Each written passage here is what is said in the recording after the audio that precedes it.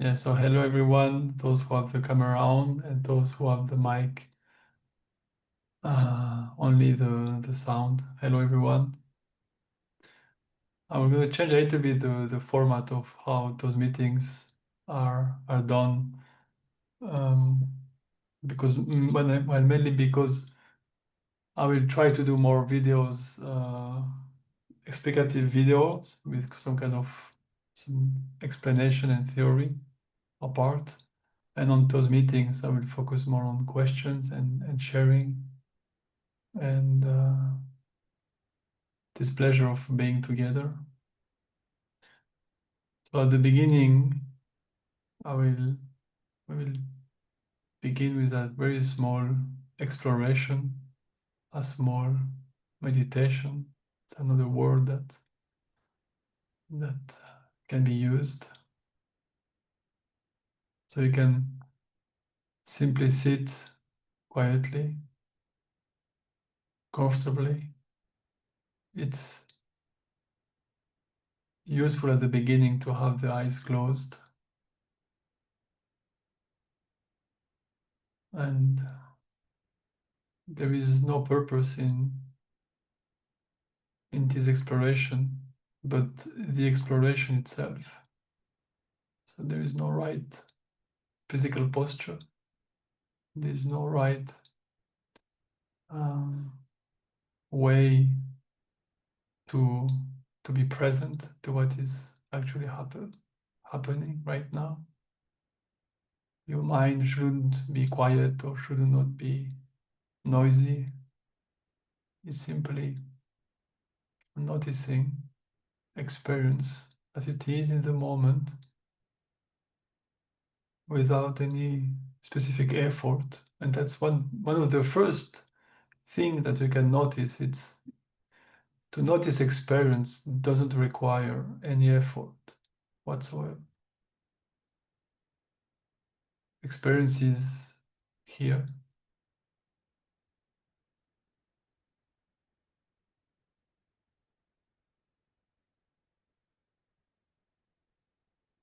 We have the tendency to overlook this fact as if it is nothing.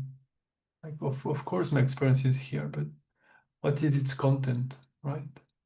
What is the sensation? What is the perception, the sound, the image? What is the thought? What is the drama? What is the problem? What is the resolution? What is the excitement? What is next? What is it?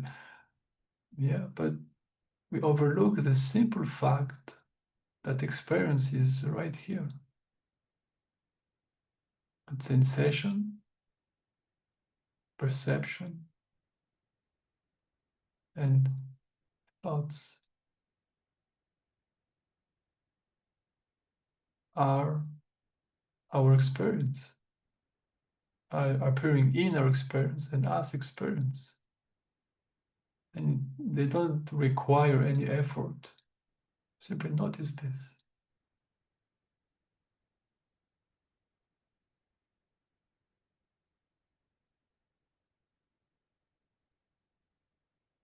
If there is a tension in the body, you can notice that the tension is known without effort.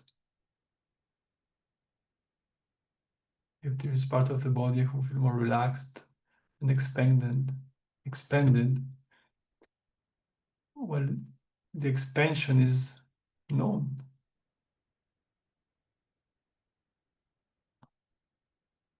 Don't fall into the distraction of trying to resolve tension. You simply notice the fact that sensing is present and it doesn't require any effort.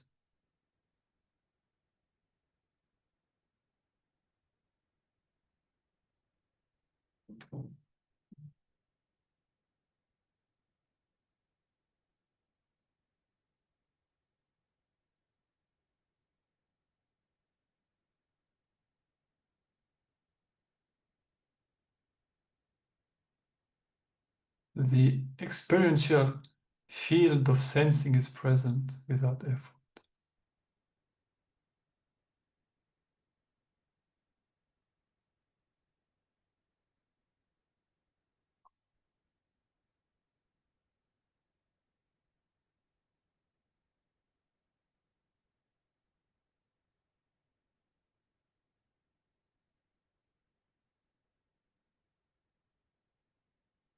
And notice that that's exactly the same for perception. The experiential field of perception is appearing effortlessly to you. Hearing, sounds appear. If your eyes are closed, you maybe don't have clear image, but there is this somehow black visual field. There's maybe some tingling point of color or light in it. So even the visual field is not nothing. Blackness, the visual field as blackness is not nothing.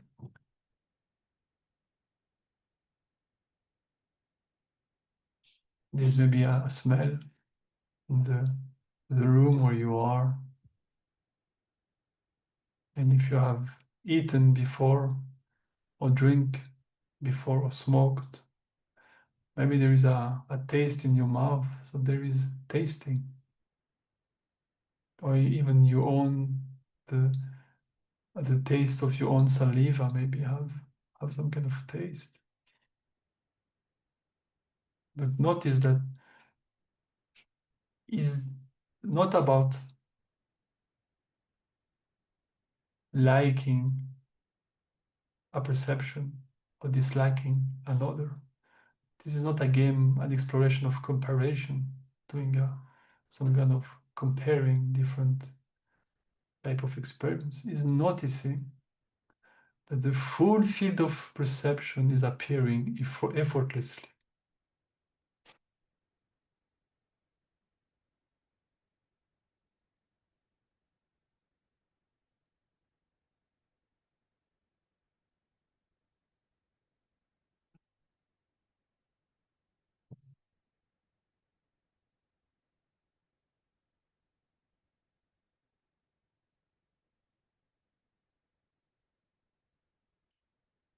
And it is the same for thinking.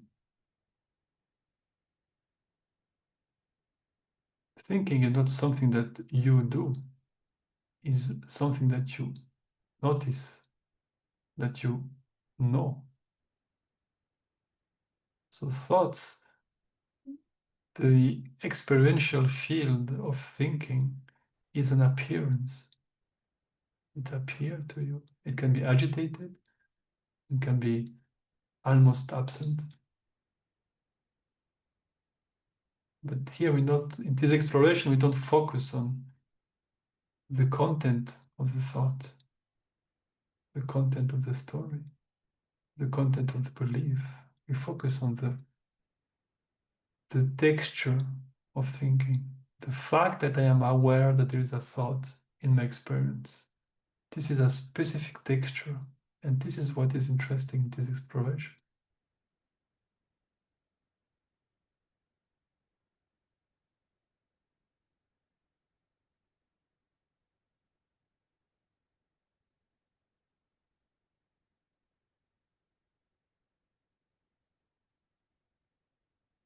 And notice how effortless it is to notice your own experience.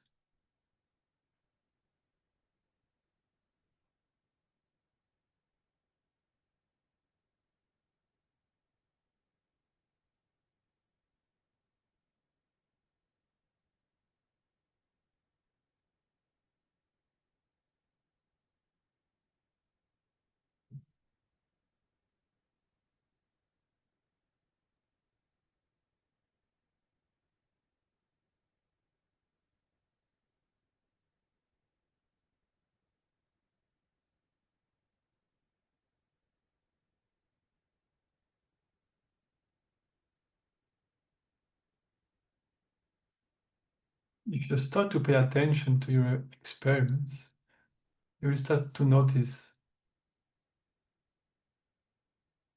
that experience presents itself in us in a way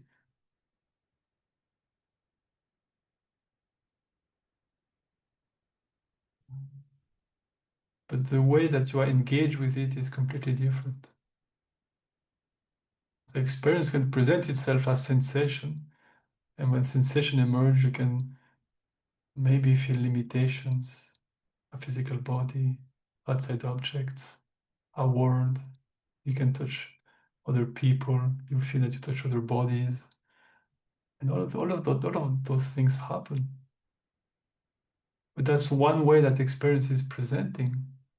But the real way that you engage with is this effortless noticing. So even when you have a sensation of effort, physical effort, it's not really an effort.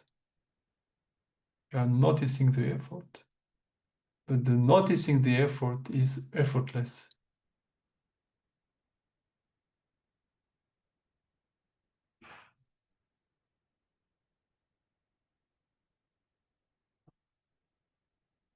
And it's the same for the field of perception. Perception appear, and nothing is required from you. There's nothing you can do to stop perception appear or disappear.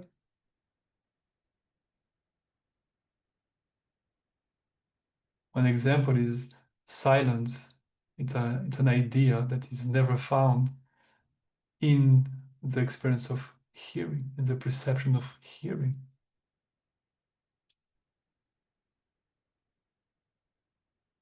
There is always some kind of sound in the field of hearing.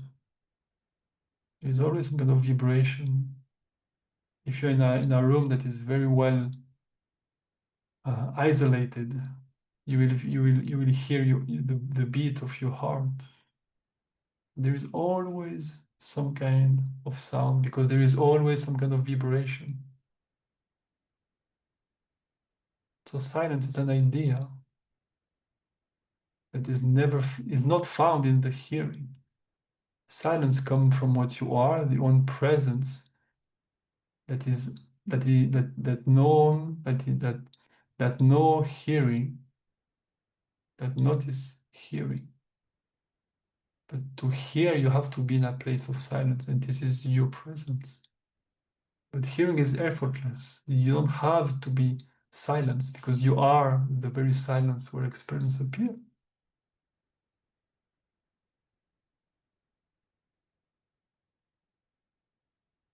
It's the same with thinking. The stream of thinking appear,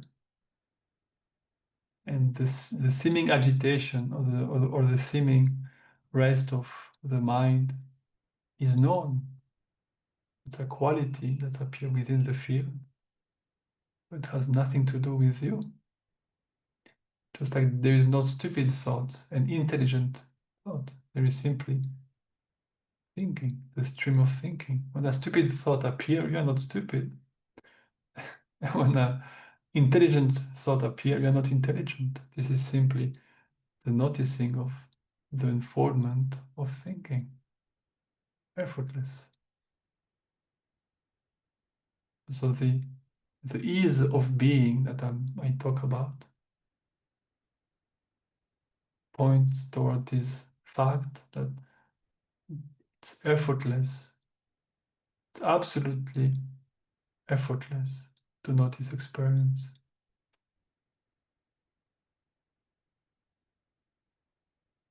So being and experiencing are very easy.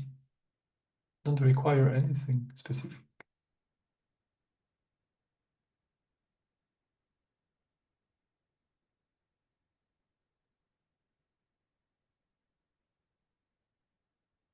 So slowly, if you had your eyes closed, you can open them slowly and simply notice the room maybe around you, moving around and noticing how fast the whole universe appear, how the whole personality, the drama appear. But eyes closed or eyes open, it doesn't change the fact that you are always engaged with experience and nothing else. And noticing experience, being engaged with experience, is effortless.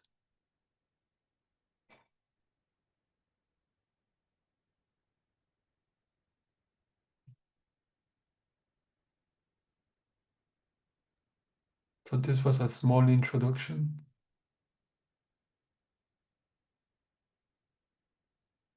If there is any question or sharing, you are welcome to speak.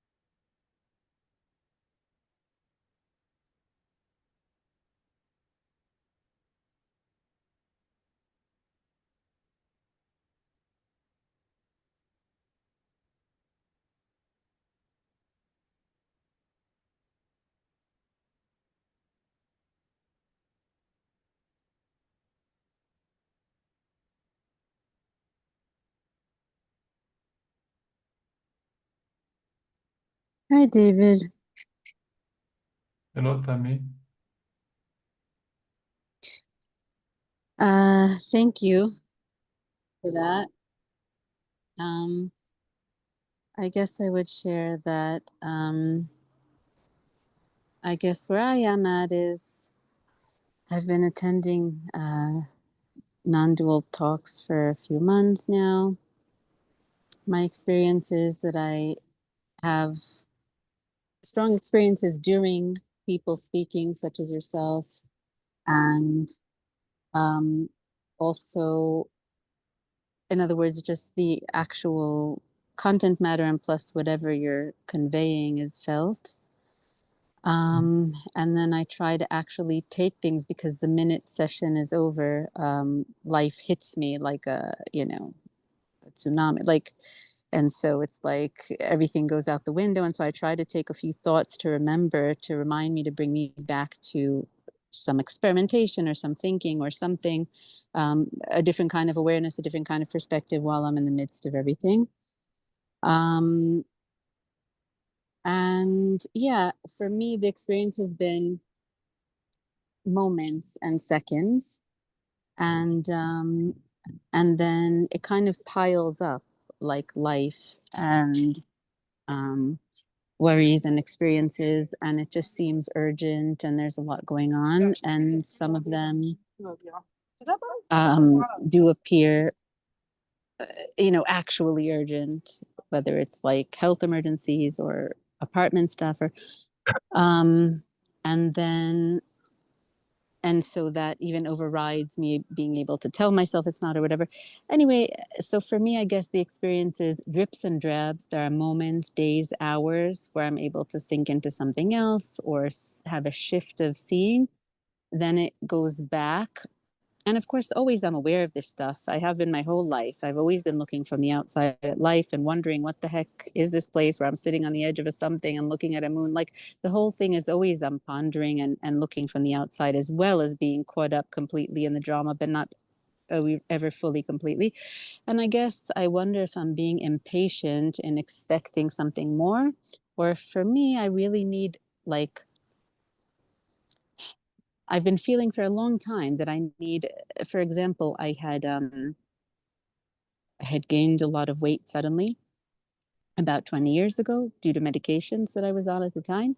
And for 20 years, I tried to lose it and I couldn't until I joined a whole program of coaching. And they would send you an email every day with things to think about. And then there was a coach that you would speak to once a week. And couldn't do it on my, like, the program wasn't enough, but it was wonderful. And then along with the actual coaching, drips and drabs. And it's taken me until now.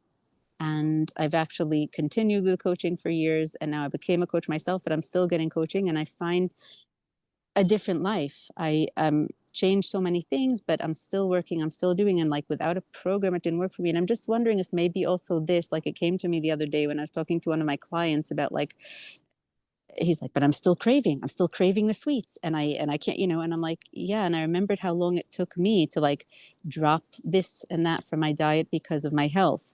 And then another year till I was able to drop a tiny thing like ketchup. In other words, it took me years till I could accept and actually let it go and see how much it was harming me and be willing to live without it. And maybe I need to go through such a process here with awakening as well, of like, maybe I'm caught up in so much drama, so much hypervigilance, PTSD, and whatever it is, and the mind is so confused. And everyone I turn to, I just spoke to a doctor, and he's like, it's because of stress. Like everyone has their own ideas of what the problem is, how to solve it. And even within the enlightenment community, I find people that talk about reaching a state of bliss, and other people say no, it's all going to be just the same. Just you'll see things from a different perspective. So I find everything very, very confusing to my mind and to my body. And I'm just wondering if maybe I need to find a system and work at it, something that's really, really built in and every day and whatever. And I'm working so many different things,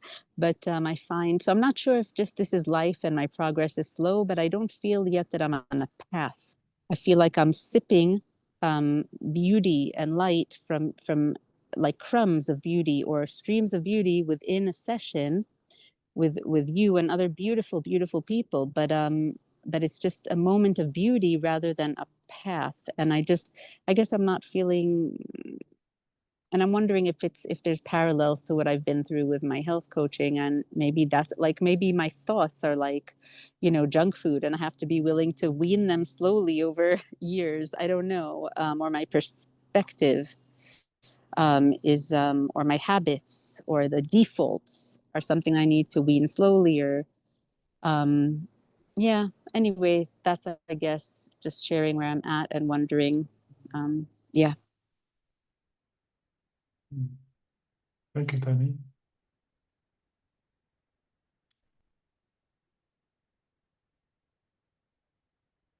I think this is not a path.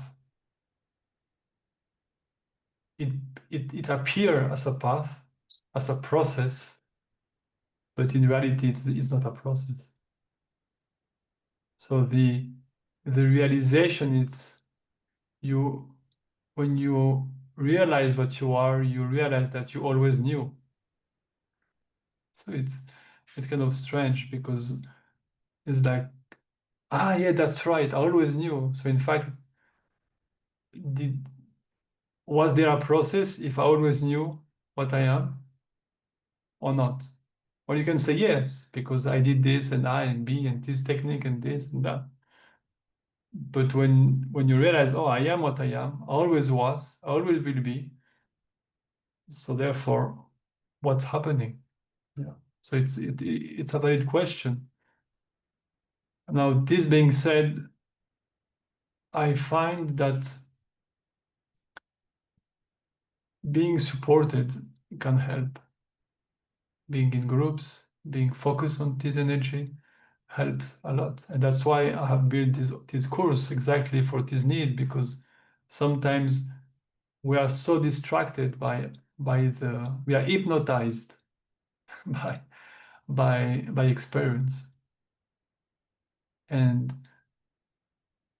due to habit, due to the fascination that we have about the drama, about what will happen, and it doesn't matter if it's a nightmare or a happy dream. It's just the fascination of the this this personal drama that is unfolding constantly, and there's this passion, yeah, and that's something that hypnotizes a lot. So often it can be supportive to have something that can show you the different aspects of experience from different perspectives on a period, on an ongoing basis, on an ongoing period of time, can give you some kind of perspective that can really be helpful. But in my case, what I propose, I say often it's a path, it's some kind of the process of realization, but I'm fooling others and myself maybe, because it's not a process, but it's just a way of speaking. But during this time, what I propose a way that you can see by yourself different facts of experience. You can see by yourself that time is an illusion, not as a new belief to incorporate or a new belief to try to impose to your experience, but simply as a fact. And there is different aspects of this that we explore a little bit in this meditation, in the beginning, that the true process, the true gift of a course or a book or whatever, it's that you realize by yourself that that what that the reality is one, it's a fact. And the more you realize this in different aspects of your life, the more you will reflect and you will be it is true for yourself and for others if it is needed.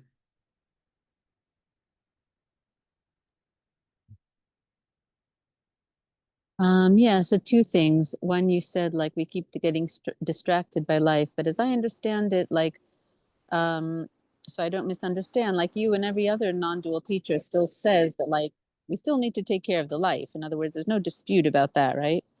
It's just that the second thing you're saying, so you're saying about the process of like kind of having a consistent, regular drips and drabs of experimentation and speakings about different perspectives can kind of help us infuse that and go along and put it into our life, like try it out as we live our life and see for, and maybe something will be shown that we'll see for ourselves from this other perspective. Yeah. But you don't have to take care of life. Life take care of itself. You don't have to worry about this. You will see, you can sit on your couch after this meeting or right now. You shut down your mobile phone and your internet, and you sit and you can say out loud, I will let this body die. I will not eat. I will not drink. I will just let this body die. And you will see after 5 minutes, you are like moving, like I'm thirsty, and there's an impulse of drinking. Well, how long will you hold? I mean, no one is holding. It's simply at some point you will just find yourself drinking water, and then you'll be hungry, and you will open the fridge, and nothing in the fridge.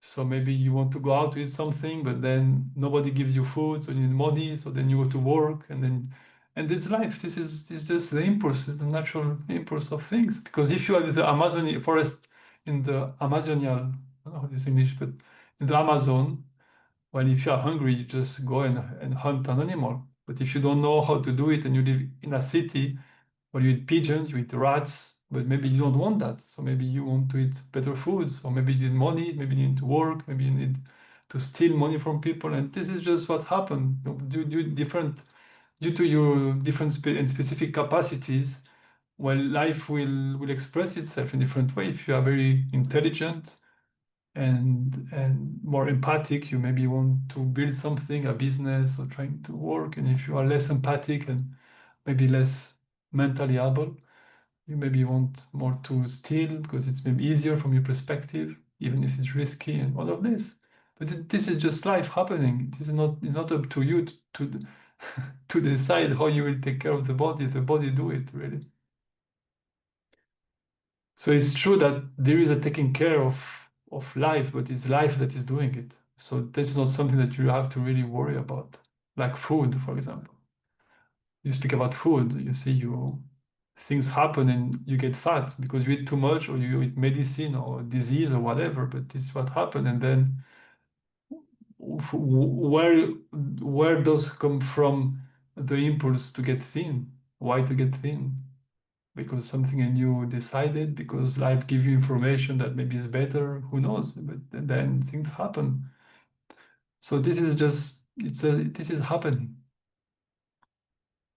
and it's not really something that you have to be worried about. You don't have to. The body will die when you need to, so you don't have to worry about about much.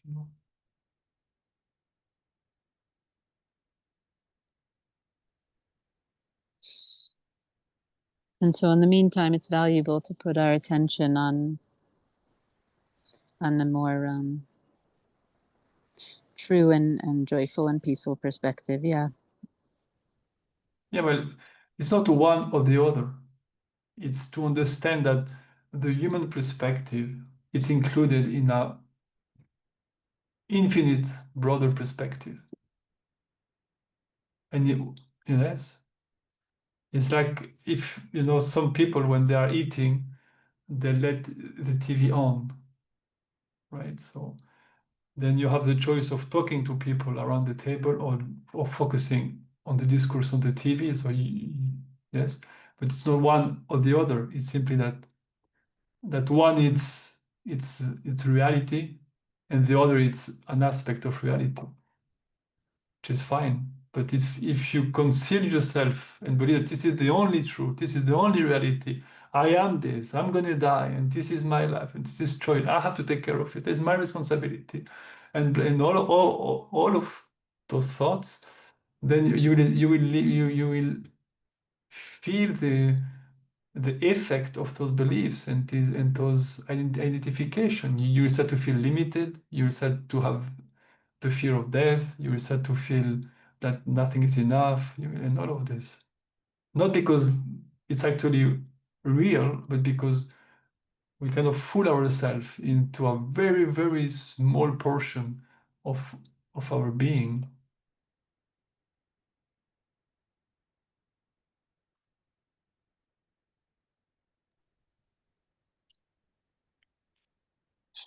Yeah. So I guess my question is, I guess, I mean, no, but what you said about, I guess you answered it by saying that's why you have a course and stuff, which I cannot attend this time. It's at a time that I can't attend, but maybe in the future. Um, but yeah, I guess my big wondering is, am I, what can I do in order to instill that in me, or am I doing enough by attending here and there different things and trying to, incorporate them into my life you as I you live? don't Or need my course. You don't need my course, right? Okay. What you need is to pay attention to your direct experience. And you don't need my course to do it because the experience is right here. So you can engage with your own experience in a way that makes sense for you with sensitivity. And nothing and no one is required to do this. There's no condition on this because reality is here and you are present. And those are the only two things that you can explore, reality or your own being, which is one is the same, right? But it's just a way of speaking. And so I nothing guess, can prevent this. mhm, except for wrong ideas maybe about what to do and how to do it. Like, um, Exactly, but this is ideas, yeah, thoughts. so like right now I'm sitting outside looking at trees and sky and moon. What can I do differently? What can I realize now that I haven't yet realized? Well, you have to realize that there is no moon, no tree, and no outside.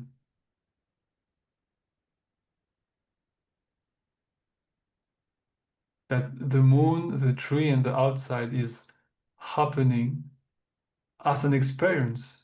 Do you agree? I mean, it's simply a fact that you are experiencing a moon, but you don't know if there is an object that we call moon out there. What you have is an experience of light, correct? You have an experience in your visual field of light that we call a moon. Yes. Does it make sense? I mean, you can look at the moon and see that fact. That's true. I'm experiencing an image, Mm-hmm. and the mind is telling me this is a moon. It's a thousand and thousands of kilometers up there, moving around, and blah blah blah blah blah. Yeah, and you look at the tree, and you say, "Oh, the tree. It's an actual image also." I mean, I can touch it, but yeah. Are you touching it right now?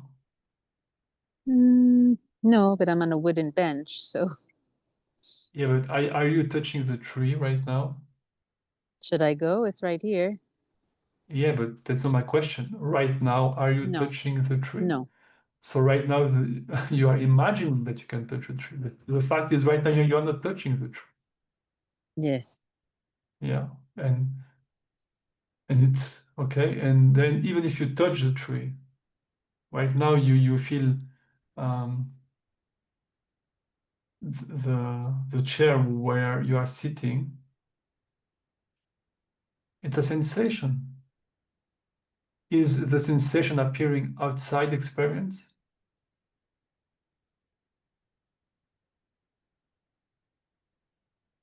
I don't know what that means. It's in my experience. Exactly, is in your experience. Yeah. So sight, that is the image of the moon. Sight, the image of the tree.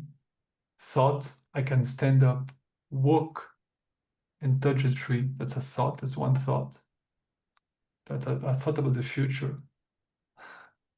It's appearing now. And there is a sensation. It's appearing in your experience.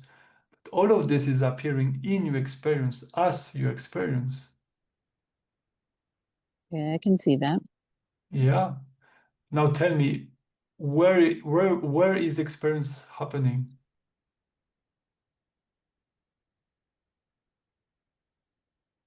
I don't know. I mean, I'm Mm, here and I'm experiencing. I don't know more than that. Isn't it interesting? This is the exploration. Where is experience happening? You say, I am outside, and I'm not judging you for speaking that way. I completely understand that we are speaking and using concept and words. But if you want to go deeper, this is the direction. What do you mean by outside? There is no outside in your experience. Mm-hmm. Experience is always here. Mm-hmm. Mm-hmm. I know what is here. What, what's happening? And this is what you can explore. What is here meaning what is here in my experience, or what does here mean? Any of follow everything, follow whatever curiosity is pointing, go there and see. What is the concept of here? Where is here happening? Is here something? What do I mean by here?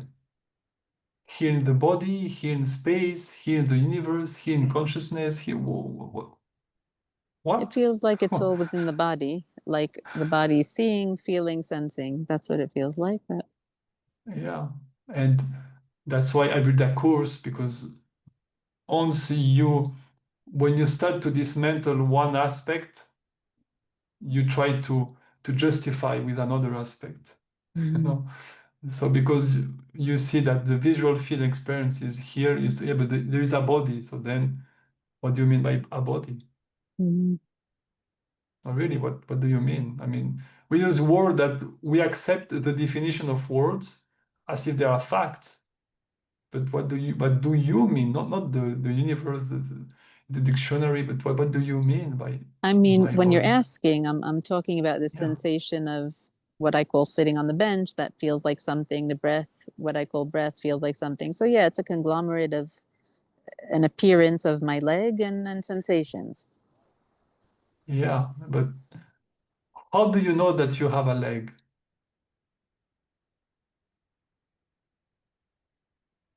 It's what I call this visual shape that I see, and that when I touch it, it feels a certain way. Yeah, so there is sight and there is sensing, right? Yeah, There is the sight of the leg. I'm perceiving my leg yeah. and I'm having a sensation of the leg.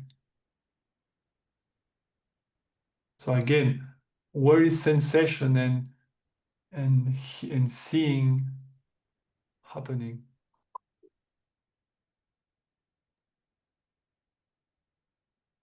I mean,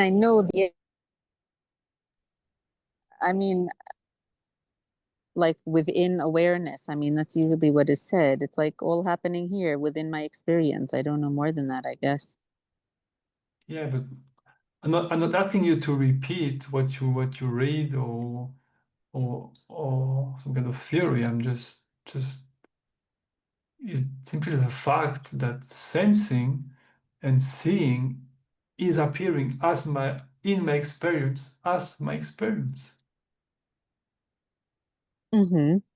So when I ask you where is experience happening and you tell me in the body and then I ask you okay so what is the body you tell me is sensation and seeing but we already agree that both of those are appearing in your experience so do you see this is the circular belief. This is thought. Thought is Mm-hmm. implying that experience is happening inside a container.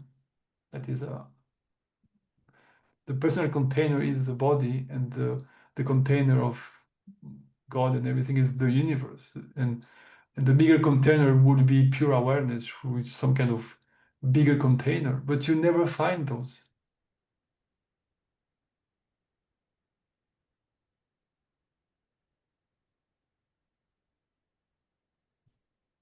So all of this discussion start because you ask, "What can I do?" And Mm-hmm. this is I'm showing you what you can do. I'm not explaining too Mm-hmm. much. I'm showing you. Look at your experience. When you say the body, the mind say, yeah. When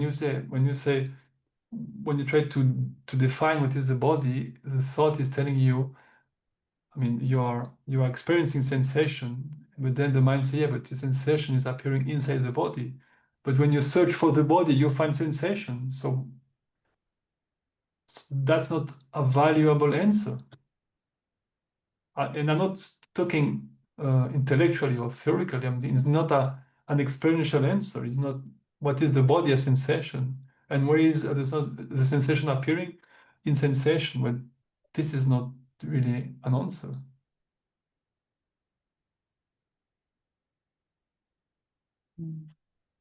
I could just say it's appearing here. I don't know more than that. I don't know how to answer that question, but Exactly. But this is not about answering. It's about exploring. This is mm-hmm. direct engagement with your experience. And now we are again back to here. So notice that you are always here and that here is not place in space.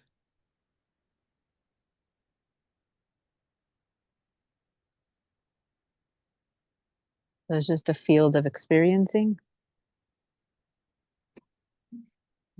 You need to answer.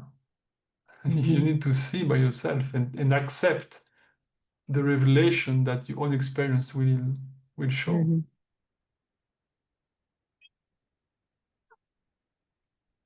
Because often we arrive at those conclusions. Yeah, of course, everything is here, but then we kind of dismiss the real consequences of it. That means that if have you noticed that we are all always here? Have you noticed this? There is not a single time when there is no time, but anyway, there is not a single time in eternity where you are not here. For our here to be present, your present has to be here because you are the here. Mm-hmm.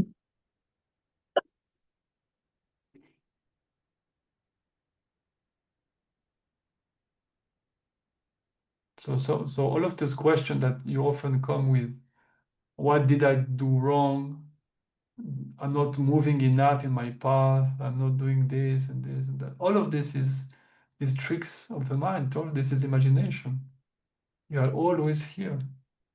This is it. And you're always now. So this is eternity. This is infinity. And this is what I am. And this is the starting point of your exploration. It's not the opposite. It's not I'm lost, I'm a person, I'm going to die, and then how can I find happiness? No, no. You start with the obvious, and the obvious is what we just saw now.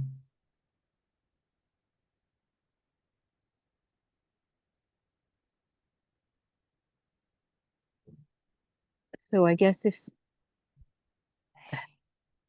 yeah, I guess just for me, like we speak now and I can see something and I go into a different kind of perspective, but Mm.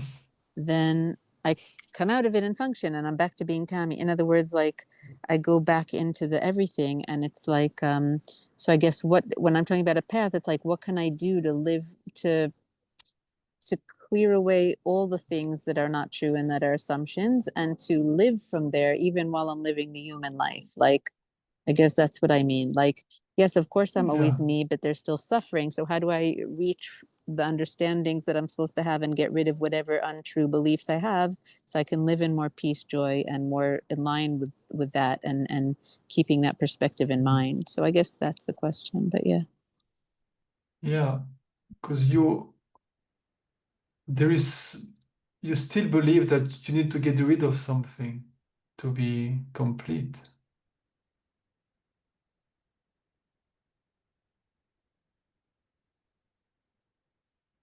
And this very belief is what is creating suffering.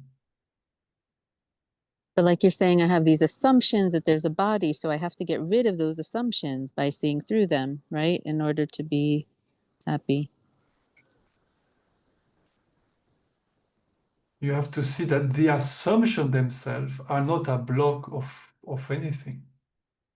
That's why in the exploration we did at the beginning, I try to point to the revelation that sensation appear in your experience as your experience, but they don't block experience whatsoever.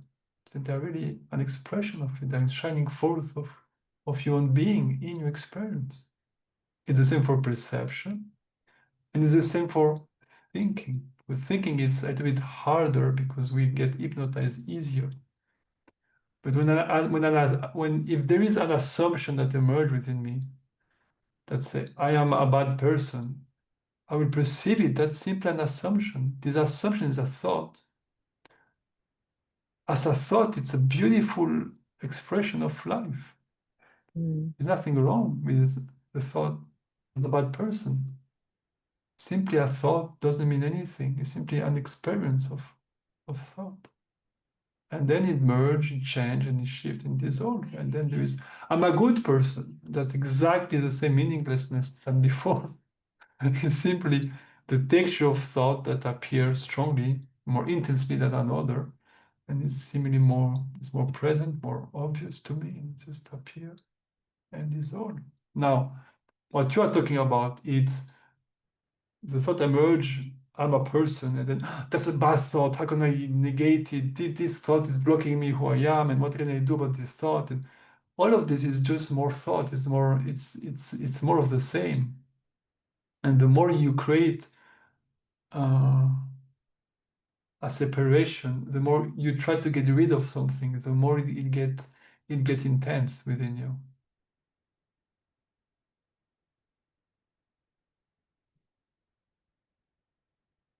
And that's why tenderness is very important. But tenderness emerges naturally when you understand what you are. So it's not something that you have to do it. You simply have to see this system is limited. The mind is limited and it will always produce limited thoughts. So there's no need to complain to to life about the thought that emerged. You need to see that the thought as simply known. Don't, in other words, don't make thought a problem. Don't make assumption a problem. See that they're an assumption. It's enough. It's really enough.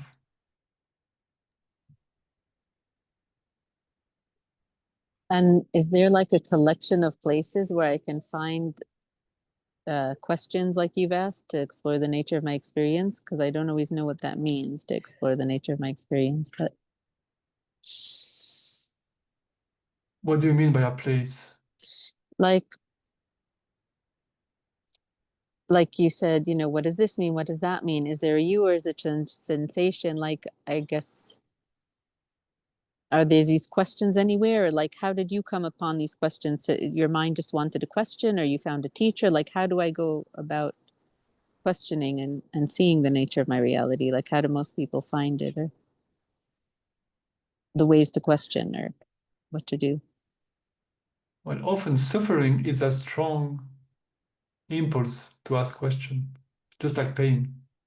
When you feel pain, you start to ask question about how your body function. When it function, you don't care about how anything function because it's fine. When you start to feel pain, you start to, oh, so then what's happened? What should I do? Yeah, it's the same for suffering. When you start to when you start to feel the suffering, that's when you start to ask question about what's happening, how can I be happy, and all of this mess. So I think you, if you say that you are suffering, so it's great. The impulse is there. Congratulations, you won already. Yay. Then what I'm pointing, it's seeking. I don't see any problem with seeking. I see a problem with seeking in the wrong place. And I'm simply trying to point to the right direction where to look. And you ask how and when, and what we do right here is what you have. It's one way to do it. Right. But you already think about the future and how to get more. I assure you, if you explore what is here, the meaning of here, not only conceptually, but in your Experientially. perception, experientially, in your sensation, what do I mean by here in the body? What do I mean by here in space? What do I really mean? Because I never see behind me ever. The visual field is constantly here. In fact, the visual field is moving and I'm not moving. But who am I? Because if I'm not moving, that means that this movement is moving. This is movement. So what is movement? And that's how you start to dive into your own being. The question emerged naturally with the exploration. Hmm. I guess these questions have never occurred to me. I've had many, many questions since I'm a very little child, but these are ones that have never occurred to me. So hearing them from you is a beginning. So thank you. Okay. Well, I'm surprised that you never heard of them because that's that's really the No, I'm saying they're not ones that arise within me. You know what I mean? The questions that I bring to you of how to do this and how to do that and how to be happy, those are the ones that arise within me. But things about what does here mean or what does it mean or looking around and yeah, saying what a, okay, understand, that's never understand. Yeah, occurred to because me to look in those exactly. places. Like, yeah. Yeah. Yeah, because the individual has a survival mechanism within it and it distracts you. So as long as you don't look at the right place, it doesn't care what you do. You know, it's like the freedom of speech. If I can make a joke, a political joke, I hope you will forgive me. But it's like freedom of speech. You are free to say anything you want. But when you start, that's where you see that that is not really what they tell. So that's exactly the same with the finite mind. When you want to improve your body, you want to improve your life, you want to have better diet, you want to be a guru, you want to be a spiritual coach, you want to do all of those useless things. That's perfect. So yeah, go ahead, do this, do that. When you start to really ask questions and you start to really dig into what's happening, that's where you will start probably to feel that the resistance it's a completely different degree. completely different level.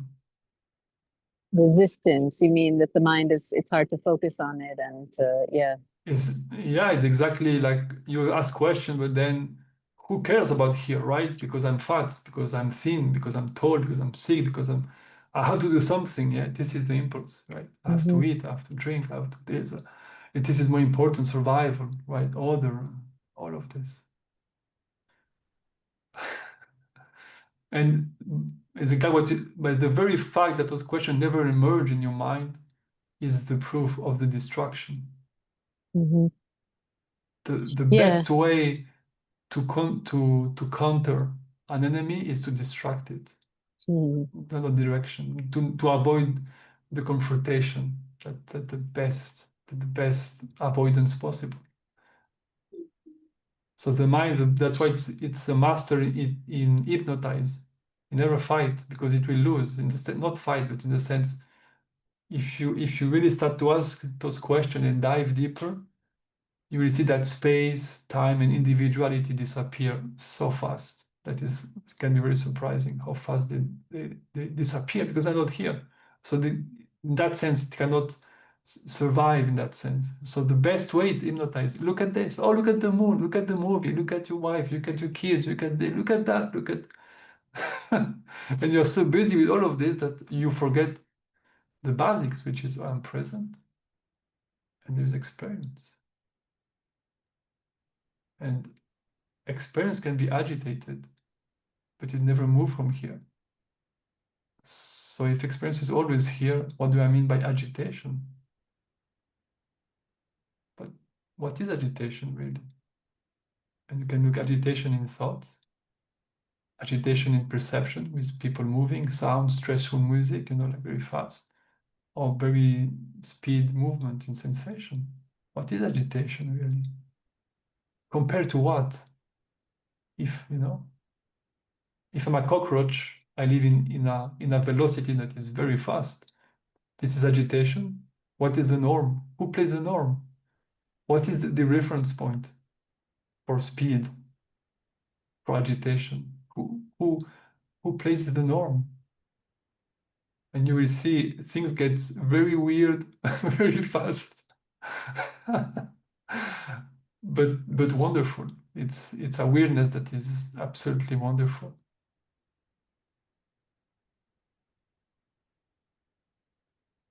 Yeah. So I guess I can start there. You're right. Like I've sat here in the same place since I was little and looked at the same stuff, and I wonder about the nature of the rock of Earth, the nature of like the physical existence of the universe. But I've never wondered about the nature of my own experience, and I don't know how to question that. Like I don't, my mind doesn't know how to go in any direction. So I guess I'll start with some of the things that you've said. Um, Yeah, yeah. exactly. Yeah.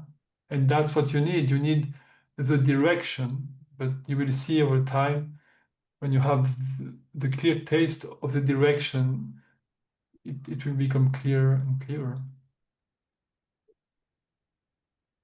Yeah, because I get caught up in thought. So that's where my mind naturally goes to intensive, expansive thinking. So I guess, yeah, okay, I'll try. And I guess that's what I Yeah. meant. Is there any place where these questions can appear? Because they don't occur to me naturally, like how to question But the nature right of your now, thing. But they're appearing to you right now. mm-hmm. And you say, I have never heard those questions with, I don't know how long you are in this spiritual bullshit. but I'm very surprised that it never appeared. But now they're appearing. My guess is different. My guess is they were always there, but you didn't notice them. But now Possible. you start to notice them. I think this is more accurate, probably, because I don't know you. But this is often is more accurate. And then you will see that, oh my God, this book that I read 30 years ago was telling me exactly this, and I didn't notice it. Yeah, exactly. This is the distraction. But now you're noticing.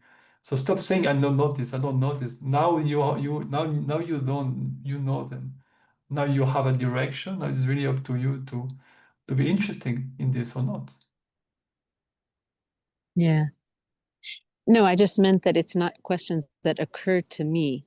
In other words, in my own mind. It's not directions that appear within me This is usually your own mind. spontaneously. This is your own mind. Where do you think I am appearing? Mm-hmm. Yeah, that is weird. Interesting, isn't it? I'm Yeah, not outside your experience. yeah, that is very, very weird. Yeah. Keep following this weirdness. It's a little scary, but okay. This is your fear I was talking about. Yeah, it seems too scary to contemplate that, but Uh-huh. You have no choice. Or you suffer or you confront the fear. And there's nothing wrong with trying to avoid this fear forever. There's nothing wrong with this. mhm. But you can't.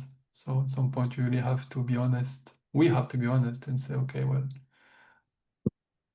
let's see what happened, because I'm tired. Okay, tiny picture of David appearing in my head. I will listen to you and move forward with this. All right. Thank you so much. Yeah, thank you, Tammy. Yeah, Doris? What are we? Uh, Can you repeat? What are we?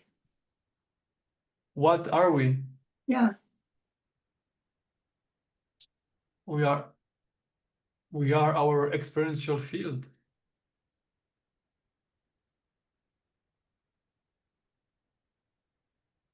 That's it? We are everything that is appearing, but we are nothing in particular. So you are everything and nothing. And they are not, and what I say is not in opposition. It's not That's what? why it's not in opposition. To say that you are everything but nothing in particular, it's not adequate, it's not opposite. That's why the image of the dream is very useful. When you dream, you are all of the dream. You are the buildings, you are the road, you are the gravity, the seeming gravity appearing, you are the object, you are the people, you are everything. At the same time, you are one specific character doing whatever dream is happening. So but the reality of the dream character is happening within something that is greater. That's why it's more accurate to say you are the consciousness, and all of this is more helpful. But often people understand is you are pure consciousness, and they start to create a differentiation. So therefore, I'm not this body, I'm not this messy thing that is dying there, I'm not this shit there. And they start to create the separation within the field, which is not there again. So that's why you are everything, but nothing in particular either. But it's a beautiful question, and I answer kind of conceptually, but the real juice, it's in the realization of it. Like, oh yeah, that's true, I'm nothing.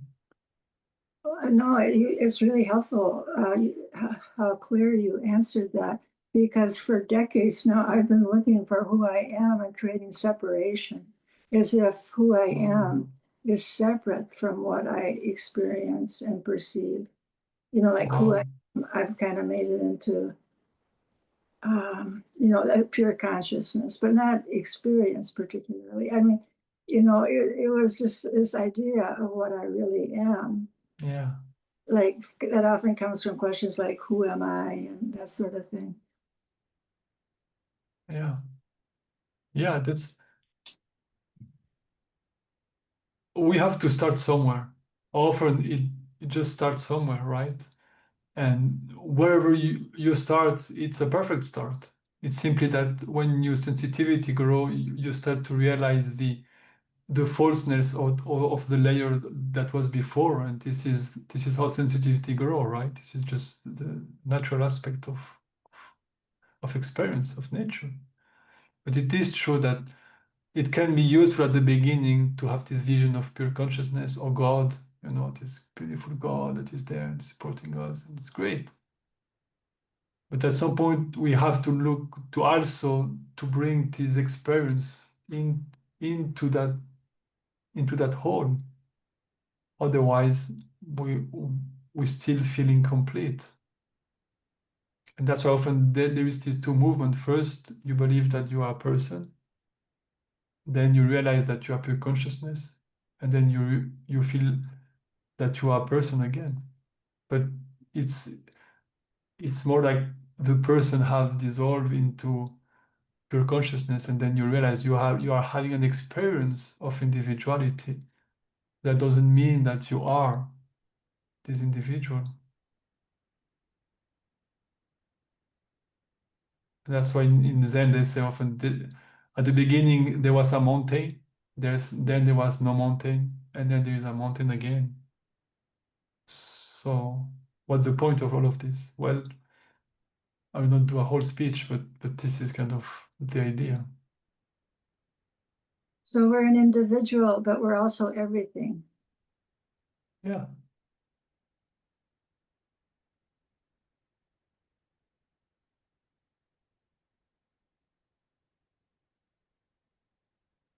But even to say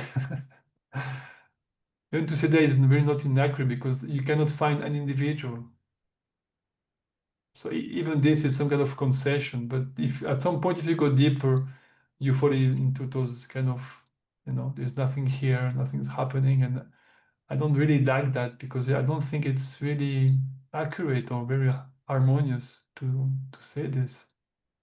So yeah, you are the individual, but when you believe you are an individual and the individual is real, you suffer. Then you say, no, I'm pure consciousness. But then what is this messy things that's like constantly pulling me back into suffering? Well, then you explore this sense of individuality, and then you realize there is no individual.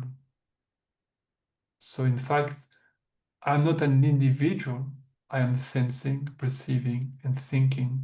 I'm this shining forth. It is here. So it's not really that you are an individual. It's more that you are the experiential field that is shining forth right now. You are sensing, you are the perceiving, and you are the thinking. Just like when you dream, you are the full dream. But if you have a nightmare, you don't suffer anymore. You can perceive the nightmare, but there is no suffering about it. There is simply, oh, this is a preference, maybe, still, but there's no suffering, you know. Does it make sense? It has to be experienced. I can see it has to be experienced. I mean, but it does make sense in a sort of a, you know, cognitive way that is replacing something that was erroneous in my thinking. You know, it was Yeah. divisive and separating. But so that's helpful. But I can see I have a ways to go. Yeah, to actually experience it. Yeah. Okay, Sarah. Sarah, have a question. I will just finish with you, and after we answer, Sarah. So yes, I hear, but the fact that you have, I heard that you realized that you were trying to identify as pure consciousness, but you have made pure consciousness an idea, a belief, some kind of concept that you try to kind of fit in this idea. But now you are seeing it, right? So this is a huge step, because you are kind of at the end of your spirit, of your um, of your seeking time. Yay! A miracle. Yeah, I'm not sure that saying this was anyway. So you see, no, but you are seeing that seeking concepts lead nowhere. Right. Yeah, and this is the end of the seeking, because you start to explore your experience directly. And this is what I'm talking about. Seeking is not a problem, because you will start to seek, but you start to seek where you can actually realize something, which is in your direct experience. What is here? What is this? What's happening? What is time? What is now? What's happening? Not as an idea, but as a direct exploration. So you use idea like time is eternity. Or no, like now is eternity. Okay, so you take this little bite here and you start to dive in it. Okay, so now there is linear time and there is now moving time. Okay, this is an idea, because my experience is I'm always now. So in fact, it's more like time somehow, past and future are moving right now, right? And you start to dive into it. Yeah, but you use thought and belief to skillfully to engage with your experience. If you don't engage with your experience, it's like trying to learn to dance flamenco by reading a book. I mean, it just makes no sense. I mean, it can be fine, but at some point you have to go out and be in music and do it, you know. This is how you dance. It's the same with this process. As long as you read books, you are not really dancing, but when you start to engage, that's where you really start to have the juice and the pleasure.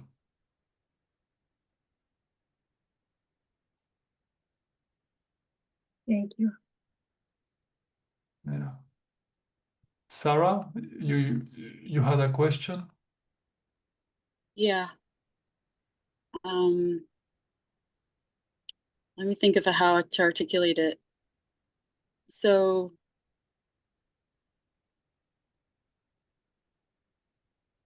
when people talk about the observer or the one that what's noticing, I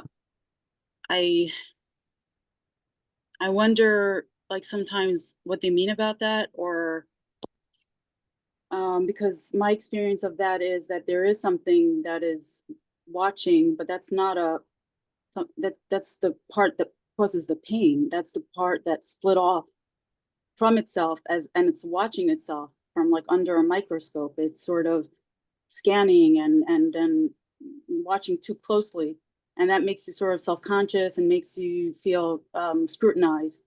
And but then people talk about that once you have that part of you that's noticing, then that's already your disidentification. But that's not my experience, because my experience is always there was a watcher that was almost too strong, and I wanted that to like pull back in or merge back into the experience. And I think, to me, it seemed like non-duality is talking about that, where it pulls back into itself and becomes whole. Like it's not anymore branching off. And I'm not sure if I'm making sense, because I don't know how to describe this internal experience. But do you understand somewhat of what I'm saying? Maybe. Let's see if I got you. Yes. Mm-hmm.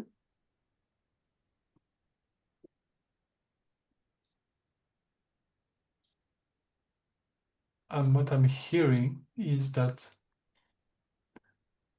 when you witness your experience, there is something in you that feel under scrutiny, that feel it's kind of too much, that feel constrained. That there's a Is that part that,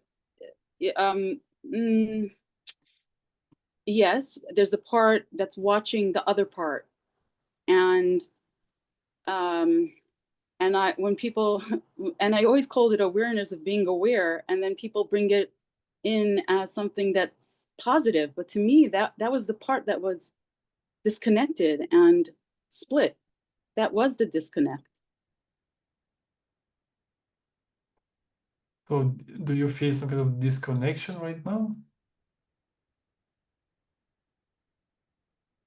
Well, it's more how it's more the kind of part. It's more like the thought process that happens in that way. Like at the moment, I'm not experiencing that. I'm experiencing speaking with you, but in my own thought process, there's a part of me that's watching another part of myself and judging it and analyzing it and scrutinizing it, and it's too this aware. is not the watcher you are talking about. This is what we use so often, the word the ego or the individual. The place that you're speaking about sounds like this. This is the place where you perceive judgment. Yeah, so is there something that's watching that? What are people talking about? Yeah, there is something that is watching those judgments. There's something that's watching the part that's watching the other part. Yes, but in fact there is no part, there is only the witness and your experience.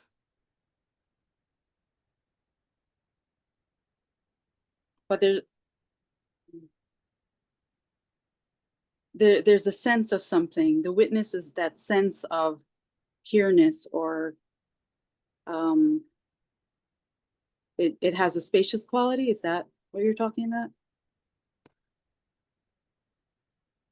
Okay, let's do an experiment. Yeah. Mm-hmm.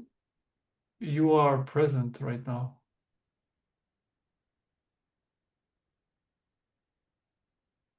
Have you noticed that?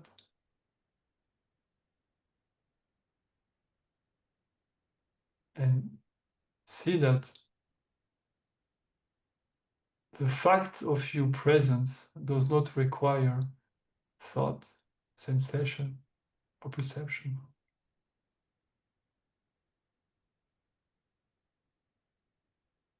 Yeah, you're talking about the initial thing that happens so immediately that you can't take it apart. It's just the first, it's the thing. Yeah. Exactly, but it's not something that happened. This is what you are. It's not something that it's really the quality of your being is presence. You are present.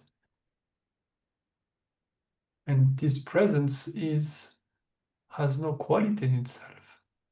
It's not angry, it's not good, it's not bad, it's not warm, it's not hot, it's not judging, it's not judging, it's presence.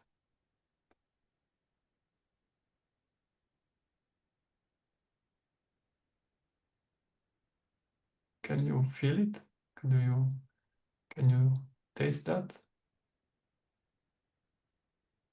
I think so, but I think so. no, That's a weird I think answer. so. Well, because I think it's more of an intellectual. I think I understand the fact that I'm able to convey it in the way that I do means that some part of me really understands this, but I'm not experiencing it in a full way. Like it doesn't register in a deeper way. Well, right now, are you aware of your sensations? Yes. Do you notice that sensations are appearing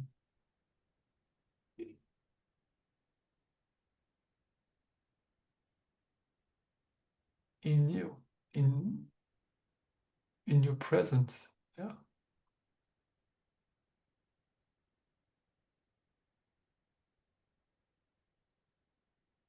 It's not intellectual, it's not difficult. It's to notice that sensations appear and I'm aware of them. It's very basic. It's really simply what's happening. If there is sensations. So can you notice that you are aware of your sensations? Yeah, but the awareness is nothing. It's not really anything. It's just, I could say That's there's exactly my point. Present is nothing. That's why everything can appear in it. but That's why it's free. But isn't even the fact that when you ask, are you aware of it? That's sort of a concept. What is that? What exactly are you referring? The question is it's a concept. It's a concept in the sense that it's a language. So to speak, I have to use concepts. But the answer is not a concept. The It's a answer that I direct get is that, experience. yeah, so I just got what I just got was that there's just experience. There's just the whole field of what's happening, but that's it. There isn't really something that's noticing in terms of anything. Like there's just what appears. Yeah. Presence and experience are one and the same. We use different words for conversation, I guess, for the pleasure of talking. But you are right. No, there is only experiencing. One very good thing that you can imagine is experience is consciousness in movement. Yeah, when consciousness starts to move, it's experiencing. Yeah. And when experiencing stop to move, it becomes consciousness. It is one and the same. That's why sometimes I talk about the shining forth of experience. Just like the sun, the shining of the light of the sun, the radiance of the sun, is the sun itself. There's not the radiance on one side and the sun on another. Just like there's no experience on one side and the presence in another. They are one and the same. The fundamental difference, and that's why we use different words, is because presence still it's eternal in the sense that when experience is not disappear, presence remain constant and eternal. How do you So know that? experience come and goes, but the presence is constant. How do you know that? I know because I'm never absent. But you only know that when within the experience of what you're experiencing, but you never had no experience whatsoever. So how do you know that there's gonna That's exactly my because because I'm always continuous. So what part is the continuous? That's what I'm asking. Where do you find the continuous part? In the presence, human being.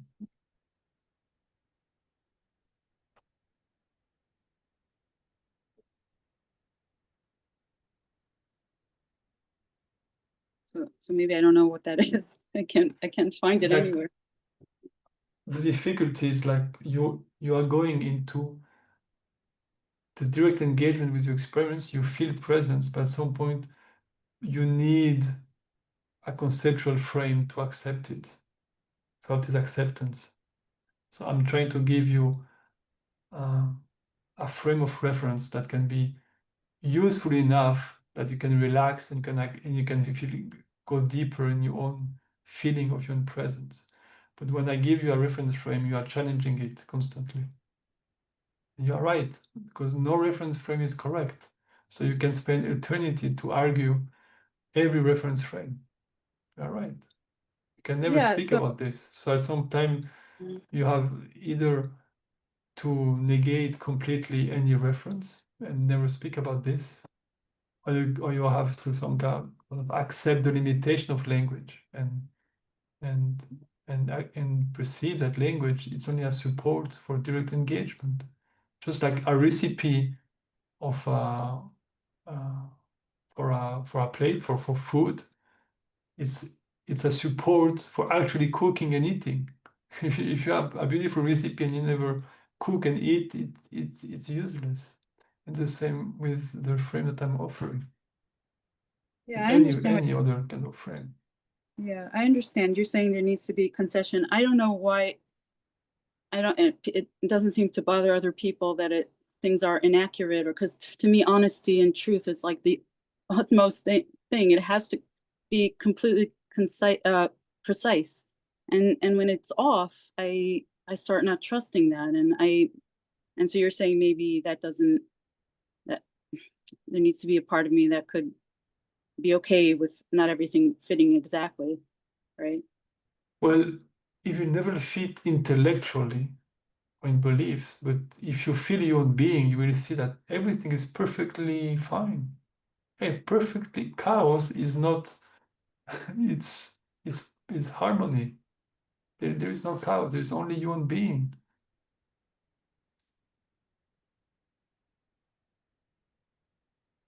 So how does this register deeper though? Because I understand everything that you're saying, like that it's within your own experience and it's happening here.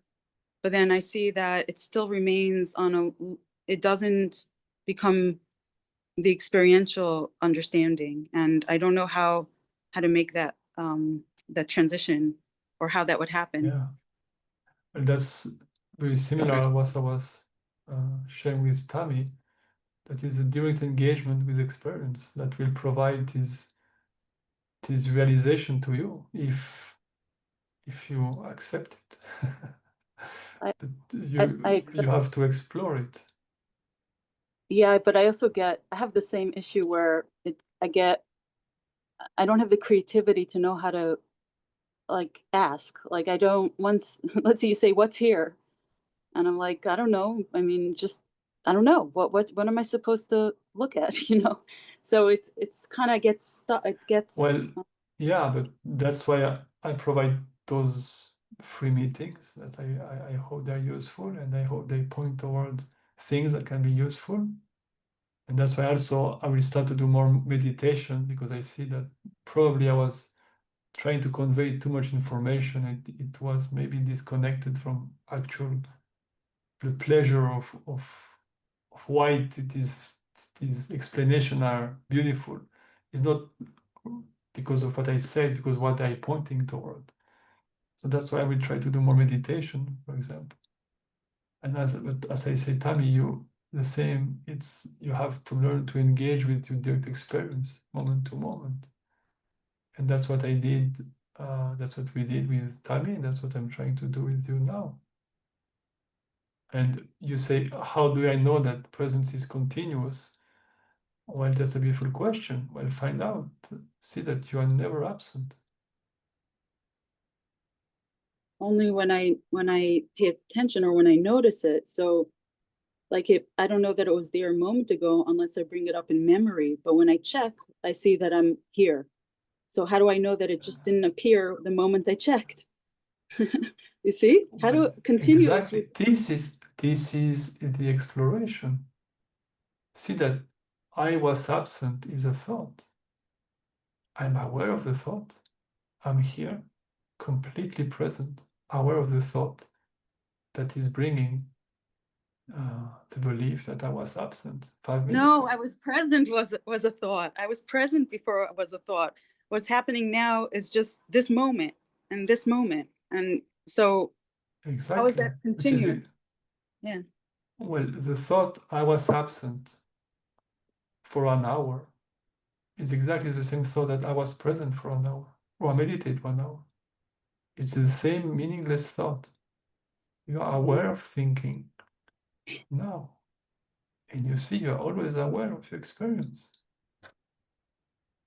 Oh my gosh. So that's continuous. That's what you mean. That every time, not that it continues through time, but that it's just here always. Like if you don't refer to thought, it's what's here when you Well, look. yeah, that's why in my course I explore different aspects, and but I repeat also here. One aspect is that time is thought. Without thought, there is no time. Yeah. So when you say, oh, so you speak outside of time, well, I'm just saying outside of thought. Because thought is appearing within you, so time is appearing within you. So yeah, of course you're always present, but thought will never agree because thought is literally time. So it will pretend that before you were born, you were not there. And when you will die, you will not be here. And when you go to sleep, you are not present. I understand this perspective, but from your direct experience, that does not what we are experiencing. But we're experiencing, and when we go to bed, experience disappear. And at some point, experience appear again in the morning, maybe. And Yeah, I when just our realized. experience appear, the whole universe appear. Time and space appear to us. Maybe after people are telling us that we were aware, we were asleep, we missed this, we missed that, but all of this is theory. It's their beliefs. Yeah, But I think I just, sorry.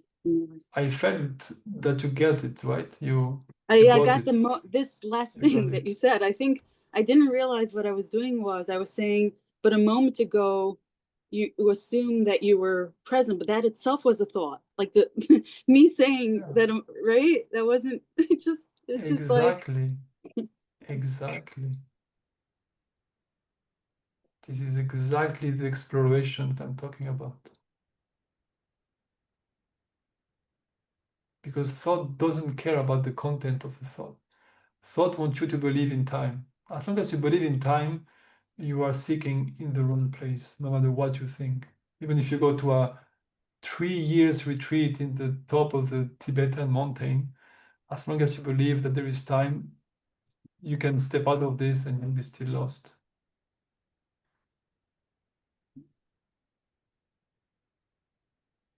But you got it. This is exactly what I was sharing to Tammy. This is exactly what I tried to point in the exploration. Is this, I got it. I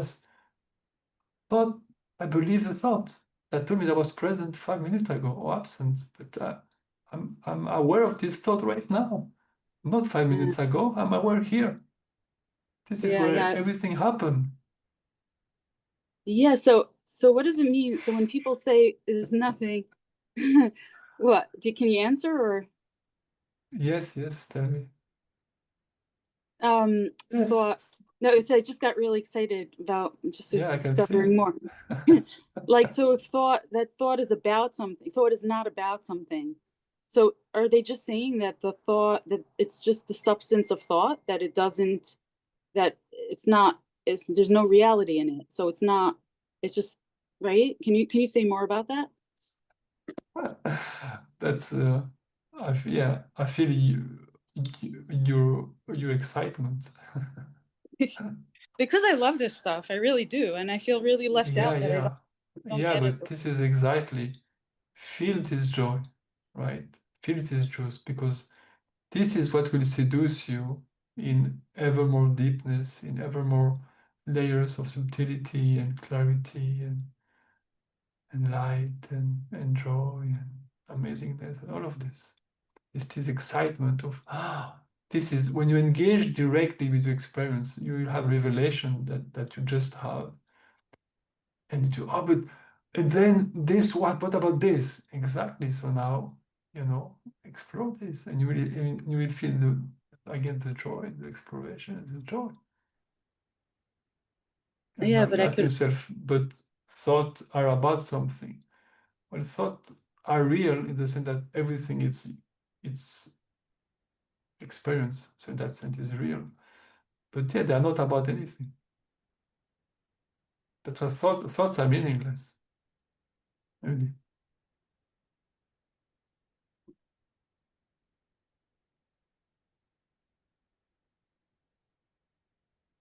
yeah, but I think I need to like know that deeply, because I understand it, but Yeah. I don't.